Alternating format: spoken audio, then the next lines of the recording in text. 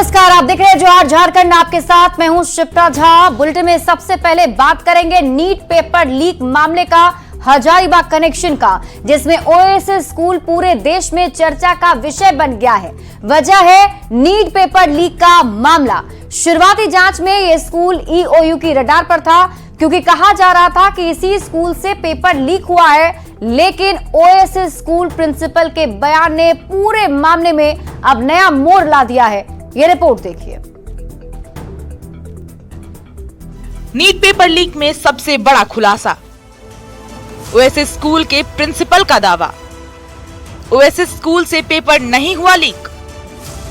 अब तक यही माना जा रहा था कि नीट का पेपर हजारीबाग के ओएसिस स्कूल से लीक हुआ है, लेकिन स्कूल प्रिंसिपल की सफाई ने इस स्कैम को नया मोड़ दे दिया है। दरअसल ओएसिस स्कूल के प्रिंसिपल डॉक्टर एहसान उल हक ने दावा करते हुए कहा कि स्कूल पर लगे आरोप सरासर गलत हैं। स्कूल ने सारे नियमों का पालन किया है। कि स्कूल क्वेश्चन पेपर आता है 5 तारीख को, जिस दिन एग्जाम होती है, और एग्जाम से 15 मिनट पहले क्वेश्चन पैकेट खुलता है, तो स्कूल की संलिप्तता कहीं यहाँ पॉसिबिलिटी नहीं है।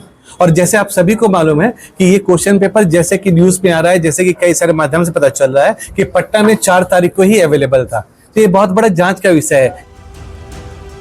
अब तक जो स्कूल ईओयू की रडार पर था, उसके प्रिंसिपल के बयान ने ब्लू डार्ट कुरियर सर्विस और एसबीआई बैंक हजारीबाग को सवालों के घेरे में लाकर खड़ा कर दिया है, क्योंकि दावा किया जा रहा है कि कुरियर कंपनी ने क्वेश्चन पेपर्स को ई रिक्शा के जरिए बैंक भेजा था। यानी साफ है कि क्वेश्चन पेपर्स भेजने में सुरक्षा का ध्यान बिल्कुल नहीं रखा गया। क्योंकि देखिए यह जो कुरियर सेवा की ऑफिस है, यहाँ पर जो कागज पहुंचे, जो तमाम क्वेश्चन पेपर पहुंचे थे, यहाँ से जो है उसे ई रिक्शा की मदद से स्टेट बैंक ऑफ जो इंडिया है वहाँ पहुँचाया गया था। तो हम कह सकते हैं कि कहीं ना कहीं जिस तरीके से बिना सुरक्षा को लेकर उसे वहाँ तक पहुँचाया गया है, उसमें लापरवाही दिख रही है। स्कूल प्रिंसिपल ने बताया कि परीक्षा केंद्र ओएसिस स्कूल में 5 मई की दोपहर 1 बजे सील्ड बॉक्स को वीडियोग्राफी कर ऑब्जर्वर, सीएस और छात्रों के सामने खोला गया था। ईओयू की टीम ने इसकी पूरी जानकारी ली। प्रिंसिपल ने एसबीआई बैंक पर लापरवाही का आरोप लगाते हुए कहा कि ईओयू की टीम एसबीआई बैंक गई थी और उनसे पेपर रिसीविंग से जुड़े सवाल भी किए, लेकिन बैंक अधिकारी इसका जवाब नहीं दे पाए, जिसके बाद बैंक को नोटिस भी दिया गया। फिर पेपर्स उनसे मांगा गया कि डॉक्यूमेंट्स दिखेगी जो रिसीविंग आपने किया, तो उनके पास रिसीविंग में सिर्फ एक एनटीए का चालान था और सिर्फ एक मेरा रिसीव किया डॉक्यूमेंट था।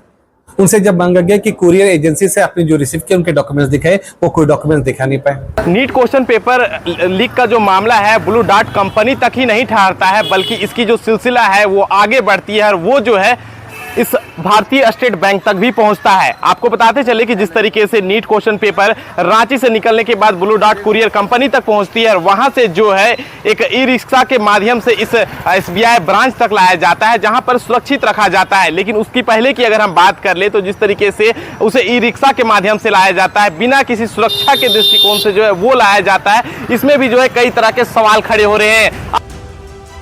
नीट पेपर लीक मामले के तार बिहार और झारखंड से जुड़े हैं। मामले में सीबीआई ने जांच तेज कर दी है, लेकिन हर नए दिन के साथ इस स्कैम में एक नया एंगल आ जाता है। देखना ये होगा कि जांच की आंच कहां तक पहुंचती है। हजारीबाग से न्यूज 18 संवाददाता सुशांत सोनी की रिपोर्ट।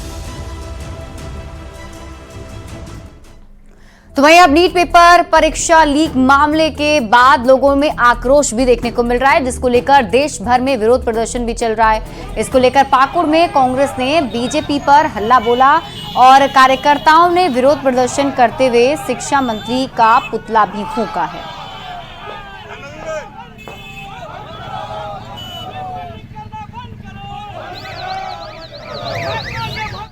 अगली खबर आपको लातेहार से बता दें। लातेहार पुलिस टीएसपीसी नक्सलियों के खिलाफ एक बड़ी कामयाबी मिली है।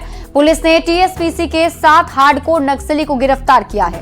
लातेहार एसपी अंजनी अंजन को सूचना मिली थी कि टीएसपीसी के नक्सली किसी बड़ी घटना को अंजाम देने के फिराक में हैं और लातेहार सदर थाना क्षेत्र के ईचाबार के टिकुलिया मोड़ के पास रैकी कर रहे हैं। सूचना के बाद पुलिस की टीम गठित की गई, जिसके बाद पुलिस ने ईचाबार से 7 नक्सली को धर दबोचा है। पुलिस ने गिरफ्तार नक्सलियों के पास से एक देसी रिवॉल्वर, 38 बोर के 2 जिंदा कारतूस, मोबाइल फोन और 5000 लेवी की राशि समेत कई सामान भी जब्त किए हैं।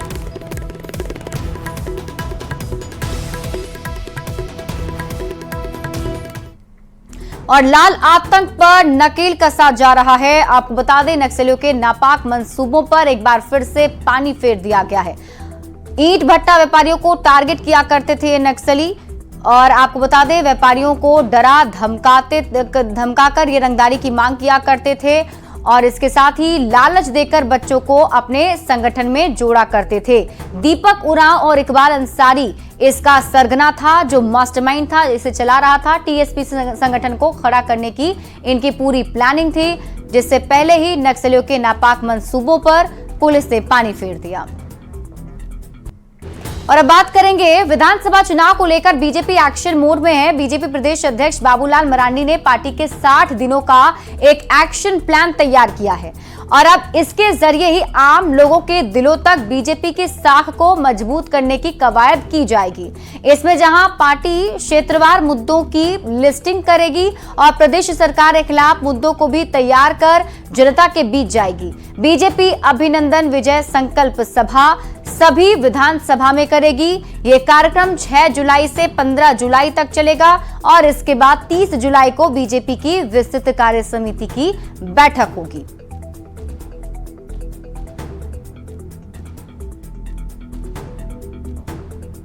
देखा कि झारखंड प्रदेश में भारतीय जनता पार्टी को 81 लाख से कहीं अधिक वोट आए, 9 सीटें हम जीते। यानी बहुत बड़ी जनता ने हमें इस प्रदेश में साथ दिया और इसलिए पार्टी ने तय किया है कि वे विधानसभा स्तर पर एक बड़ा कार्यक्रम, जहां पर हमारे कार्यकर्ता उस क्षेत्र की जनता को भी और उनका अभिनंदन करना। वहीं झारखंड मुक्ति मोर्चा के महासचिव सुप्रियो भट्टाचार्य ने प्रेस कॉन्फ्रेंस में बीजेपी पर जमकर हमला बोला है। सुप्रियो भट्टाचार्य ने विधानसभा चुनाव में बीजेपी को दहाई का आंकड़ा भी पार नहीं करने का दावा किया और कहा है कि जेएमएम शिबू सोरेन के आदर्श, हेमंत सोरेन का चेहरा और चंपाई सोरेन के काम के नाम पर चुनाव लड़ेगा। देखना बंद कर दीजिए कि आगामी दिन में विधानसभा में आप पहुंचने वाले हैं। हम आज तक हमारा नेतृत्व गुरुजी का आदर्श रहा है, हेमंत जी का चेहरा रहा है, चंपैदा का काम है, सब मिलाकर हम लोग टीम भावना से चुनाव लड़ेंगे। और इस बीच रुक कर लेते हैं बड़ी खबर की। इस वक्त की बड़ी खबर आपको बता दें, दिल्ली में कांग्रेस की बैठक चल रही है और इस बैठक में झारखंड के नेता शामिल हैं, जिसमें प्रदेश अध्यक्ष राजेश ठाकुर भी मौजूद हैं। विधानसभा चुनाव पर मंथन किया जा रहा है। विधायक दल के नेता पर भी इसमें चर्चा हो सकती है। खाली हुए मंत्री पद पर भी इस बैठक में चर्चा हो सकती है। तो बड़ी खबर आपको बता दें, दिल्ली में एक अहम बैठक चल रही है कांग्रेस की। बैठक में झारखंड के नेता शामिल हैं, प्रदेश अध्यक्ष राजेश ठाकुर भी इसमें मौजूद हैं और बताया जा रहा है कि इस बैठक में विधानसभा चुनाव को लेकर मंथन हो रहा है। विधायक दल के नेता पर भी चर्चा हो रही है। वहीं बैठक से ठीक पहले झारखंड के स्वास्थ्य मंत्री बन्ना गुप्ता ने न्यूज 18 से खास बातचीत की और बैठक को लेकर जानकारी दी है। देखिए न्यूज 18 संवाददाता शिवम प्रताप सिंह की ये रिपोर्ट। सर, झारखंड के कैबिनेट मंत्री बन्ना गुप्ता जी हैं। सर, किस चीज को लेकर ये बैठक है? इंडिया अलायंस ने अच्छा प्रदर्शन किया है लोकसभा में, तो आगे की तैयारी है या लोकसभा की समीक्षा की बैठक है? नहीं, आगे देखिए ये लोकसभा की समीक्षा भी होगी, चूंकि कहीं कमी खामी है उसकी भी समीक्षा होगी और आगामी जो विधानसभा होगी उसमें फिर से गठबंधन की सरकार कैसे मजबूती से बने, इसके लिए भी पार्टी का जो आदेश निर्देश होगा उसका पालन होगा। सर, चूंकि आप स्वास्थ्य मंत्री हैं झारखंड के, आपको पता है पूरे देश में लाखों स्टूडेंट परेशान हैं, जो नीट में पेपर लीक हुआ, इसके लिए देश के प्रधानमंत्री जी को माफ़ी मांगनी चाहिए, चूंकि यही लोग बात करते थे कदाचार, शोषण और जो है भ्रष्टाचार की, और इन्हीं के कार्यकाल में छात्र नौजवानों के साथ जो धोखा हुआ है, इसके लिए न्यायिक आयोग का गठन होना चाहिए और इसमें धर्मेंद्र प्रधान जी को माफी इस्तीफा देना चाहिए। शिवम प्रताप सिंह, न्यूज 18 दिल्ली। और इसी बीच आपको रांची से बड़ी खबर बता दें, जहां सीएम चंपाई सोरेन ने अहम बैठक की। स्कूली शिक्षा विभाग की समीक्षा बैठक की गई। शिक्षा विभाग की योजनाओं की समीक्षा इस बैठक में की गई। सीएम ने अधिकारियों को कई जरूरी निर्देश भी दिए गए हैं। तो बड़ी खबर आपको रांची से बता रहे, सीएम चंपाई सोरेन ने आज एक अहम बैठक की है, जिसमें स्कूली शिक्षा विभाग की समीक्षा बैठक थी। शिक्षा विभाग की योजनाओं की समीक्षा सीएम चंपाई सोरेन ने की है और कई सारे जरूरी निर्देश अधिकारियों को सीएम ने दिए हैं।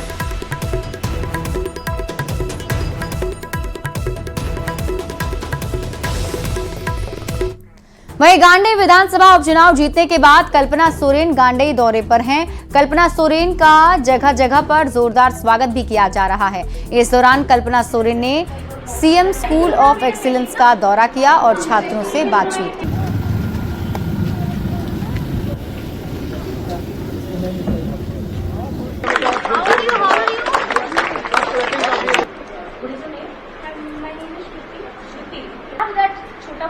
अब मैं चाहती हूँ कि खासकर लोगों के, हमारे जनता की यहाँ की क्या समस्याएं हैं। पहले तो प्रचार प्रसार हो गया था, लोगों की तकलीफें मैंने जानी थी। अब मैं खुद जानना चाहती हूँ कि ना प्रत्यक्ष रूप से कि कहाँ पे क्या है। जैसे अब लोग भी आएंगे, अपनी बातें भी बताएंगे, तो यहाँ पे कागजों पे क्या कार्रवाई हो चुकी है और धरातल पे क्या है, ये अब देखना बाकी है। इसीलिए हम लोग अपनी यात्रा को आगे बढ़ाएं। आगामी विधानसभा चुनाव को लेकर मुख्य निर्वाचन पदाधिकारी के रवि कुमार ने बैठक की है और सीईओ के रवि कुमार ने निर्वाचन सदन में सभी राजनीतिक दलों के प्रतिनिधियों से सहयोग करने की अपील की। उन्होंने कहा कि आदर्श आचार संहिता के मामलों में पहले के मुताबिक लोकसभा निर्वाचन में कमी आई है और 1500 से ज्यादा वोटर्स वाले वोटिंग बूथ के लिए नए मतदान केंद्र बनाए जा सकते हैं। केवल एक लोगों को इसी साल में होने वाला विधानसभा चुनाव का मद्देनजर रखते हुए कमीशन का द्वारा निर्देश है, उसी के अनुसार कमीशन के निर्देश के अनुसार काम प्रारंभ शुरू हुई है। इसमें 1 जुलाई को किसका 18 उम्र हो रहा है उनका सब अपने नाम का दर्ज करा सकते हैं। इसमें 2 पार्ट होती है। एक प्री रिविजन एक्टिविटीज, वो है लगभग 1 महीना का है, 26 जून से 24 जुलाई तक। ये प्री रिविजन एक्टिविटीज में दोबारा घर टू घर वेरिफिकेशन किया जाएगी। बीजेपी का एक प्रतिनिधि मंडल नेता प्रतिपक्ष अमर बाउरी की अगुवाई में राजभवन पहुंचा। प्रतिनिधि मंडल ने पाकुड़ के गोपीनाथपुर गांव में हुए 2 समुदाय के बीच झड़प मामले को लेकर राज्यपाल को 6 सूत्रीय ज्ञापन सौंपा है। इस दौरान नेता प्रतिपक्ष अमर बाउरी ने बताया कि गोपीनाथपुर गांव की हालत बेहद खराब है। बांग्लादेशी घुसपैठी ने पूरी साजिश के तहत गांव पर हमला कर हिंदुओं का पलायन करवाना शुरू कर दिया है, लेकिन राज्य सरकार ने इस पूरे मामले पर चुप्पी साध रखी है।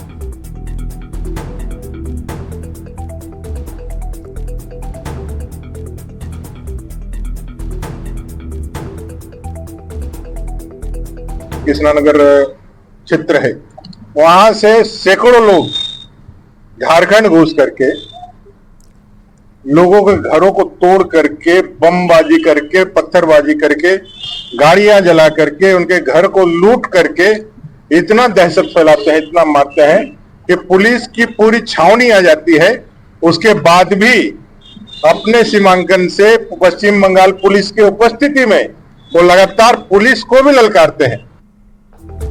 और अब हम आपको ग्राफिक्स के जरिए बताते हैं कि बीजेपी ने शासन प्रशासन से क्या मांग की है। तो बीजेपी का कहना है कि गोपीनाथपुर गांव में केंद्रीय पुलिस बल की तैनाती हो। इसके साथ ही बीजेपी की मांग है कि घटना की उच्च स्तरीय न्यायिक जांच और दोषियों पर कार्रवाई की जाए। गोपीनाथपुर के ग्रामीणों को हुए नुकसान की भरपाई भी की जाए। इस तरह की घटना की पुनरावृत्ति ना हो, इसे भी सरकार सुनिश्चित करे। इसके साथ ही बीजेपी की मांग है ग्रामीणों को पक्का मकान, बिजली और बच्चों को शिक्षा मिले। राज्य में प्रतिबंधित मांस की बिक्री करने वालों पर अविलंब कार्रवाई की जाए। तो कुछ मांगे बीजेपी की तरफ से हैं जो राज्यपाल को उन्होंने ज्ञापन सौंपा है। बढ़ते हैं आगे और अब बात अगली खबर की। बकरीद के मौके पर प्रतिबंधित मांस काटने को लेकर हुए विवाद के बाद शांति बहाली और सद्भावना की कवायद शुरू हो गई है। इसको लेकर अनुमंडल पुलिस पदाधिकारी दयानंद आजाद की अध्यक्षता में मुफस्सिल थाना परिसर में सद्भावना शांति समिति की बैठक हुई। बैठक में घटना दोबारा ना हो, इसके लिए एकजुटता पर बल दिया गया और गांव के लोगों के बीच सद्भावना कायम करने के साथ ही शांति बहाली को लेकर उठाए जाने वाले कदमों पर भी विस्तार से चर्चा की गई। हरिहरा और गंधाईपुर, ये 3 गांव के दोनों समुदाय के लोगों को जो है बुलाया गया था कि एक बार उनसे बात करें। लोगों में हमको सूचना मिल रही थी, लोग फ़ोन कर रहे थे कि सर बहुत से लोग जो है केस मुकदमा हो गया है तो फंस गए हैं, निर्दोष है। तो मैंने उनको अपने तरफ से कहा कि एसपी साहब का जो है इसमें स्पष्ट निर्देश है कि एक भी निर्दोष, जो भी निर्दोष है वो किसी कीमत पर उनके साथ कोई अन्याय नहीं होगा और जो दोषी है वो बख्शे भी नहीं जाएंगे।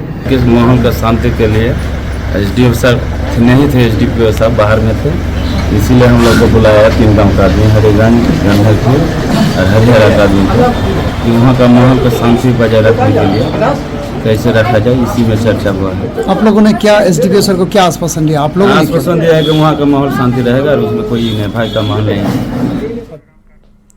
सरायकेला के गम्हरिया प्रखंड में डिग्री कॉलेज निर्माण को लेकर जमकर बवाल हुआ है। कॉलेज निर्माण पर गांव के लोग 2 पक्ष में बंट गए और बवाल काटने लगे।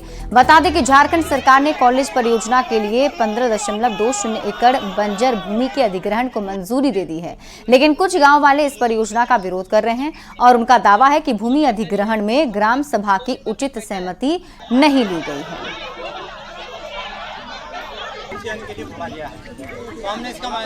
निर्माण किया जाना है सरकार के द्वारा, तो उसके लिए एक ज़मीन चिन्हित की गई है। यहाँ पे हमारा अनाबाद झारखंड सरकार की ज़मीन है जो लगभग 15 एकड़ 36 डिसमिल रकबा है, खाता है 46 और प्लॉट 154 है। तो इसमें 5 एकड़ ज़मीन चिन्हित करने का निर्देश प्राप्त हुआ था, जिसको निर्देश चिन्हित करके हम लोगों ने दिया था। उसी के आलोक में यहाँ ग्राम सभा की जा रही है। उनका मकान वगैरह है, ज़मीन ना जाए, तो हमने स्पष्ट कर दिया है कि किसी का भी मकान नहीं टूटेगा और किसी की भी रहती ज़मीन इसमें नहीं ली जा रही है। सारा सरकारी ज़मीन ही इसमें लिया जा रहा है। ग्राम सभा में हमने सबको बोला कि आप पक्ष या विपक्ष में जो बोलना है आप बोलिए, सबको खुला ऑप्शन दिया गया था, कुछ नहीं बोला। तो फिर हमने यही ऑफर किया कि जिसको समर्थन है भाई रजिस्टर में साइन करे कि हमारा समर्थन है। तो आके छीना झपटी मेरे ऊपर चार्ज कर दिया। ये कोई ढंग नहीं, आपको विरोध करना है तो ढंग से विरोध किया, लिख के दीजिए। हम तो कहीं मना नहीं करेगा, विरोध मत कीजिए। बोलने के लिए ऑप्शन भी दिया, आप शुरू से तय देखते आ रहे हैं, सबको खुला ऑप्शन दिए कि आप विरोध करना है ढंग से विरोध कीजिए। लेकिन ये तो कुछ दलाल लोग इस एरिया के बच्चे शिक्षित न बने। अब वो अराज ऐसे करके सरकार हम लोग को लूट रही है। ट्राइबलों का बात नहीं सुना जा रहा है। सीओ सर का बोलना है कि ऊपर से आदेश आया हुआ है, क्या सरकार हम लोग का नहीं सुनेगी? हम लोग विस्थापित करके हम लोगों को मतलब भगाएगी। आज देखिएगा प्रशासन आ गई है। प्रशासन किसके कहने पे आई है? क्या हम लोग चोर ये हैं, मारपीट करने वाले इंसान हैं? राजधानी रांची का सबसे बड़ा अस्पताल रिम्स इन दिनों पानी की कमी से जूझ रहा है। भीषण गर्मी के कारण मरीज और परिजन दोनों पानी की समस्या से परेशान हैं। परिजनों की माने तो रिम्स के अंदर कई वाटर कूलर और फिल्टर लगाए गए हैं, पर किसी में शुद्ध पानी नहीं मिलता है।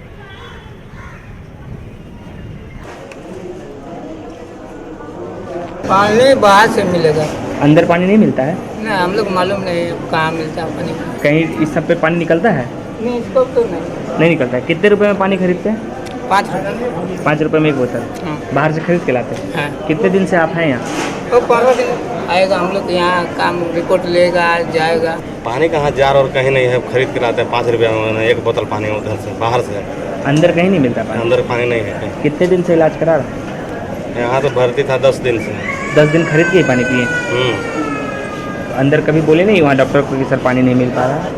पानी है लेकिन अच्छा पानी नहीं है। पहले से एग्जिस्टिंग मशीनें हैं जो पीएचईडी के द्वारा मेंटेन की जा रही हैं, तो जो मेंटेनेंस वाली मशीनें हैं जिनको बनाया जा सकता है वो अभी भी मेंटेन की गई हैं। तो उससे भी पहले जो दिक्कतें थी कि पानी की समस्या हो रही थी, तो नई मशीनों के लगने से और पहले की मशीनें जो हैं उनको मेंटेन करने के बाद मुझे लगता है पहले से काफ़ी स्थिति बेहतर होनी चाहिए।